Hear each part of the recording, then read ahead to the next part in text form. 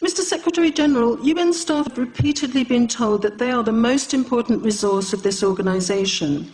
Since December 2015, the staff here at the Vienna International Centre have been exposed to off-the-scale electromagnetic radiation from Wi-Fi and mobile phone boosters installed on very low ceilings throughout the buildings.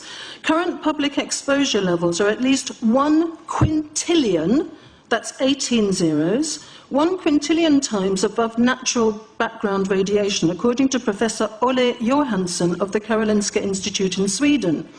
The highly dangerous biological effects of EMFs have been documented by thousands of studies since 1932, indicating that we may be facing a global health catastrophe orders of magnitude worse than those caused by tobacco and cigarettes. Mr. Secretary-General, on the basis of the precautionary principle, I urge you to have these EMF-emitting devices removed immediately from these buildings and to call a halt to any rollout of 5G at UN duty stations, because 5G is designed to deliver concentrated and focused electromagnetic radiation in excess of 100 times current levels in the same way as do directed energy weapons. In line with the UN guiding principles on business and human rights, to protect, respect and remedy, 5G technologies must be subjected to an independent health and safety assessment before they are launched anywhere in the world. There is currently an international appeal signed by 237 EMF scientists from 41 nations, urging the UN and particularly the WHO to exert strong leadership in fostering the development of more protective EMF guidelines, encouraging precautionary measures and educating the public about the considerable health risks, particularly the risks to children and fetal development. Mr. Secretary-General, I think we have a unique opportunity here at the UN office at Vienna.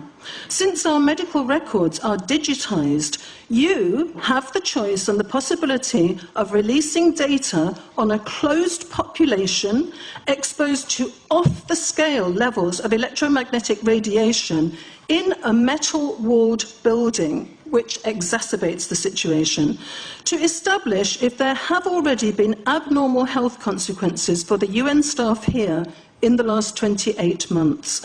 I urge you to do so and stop any rollout of 5G immediately. Thank you.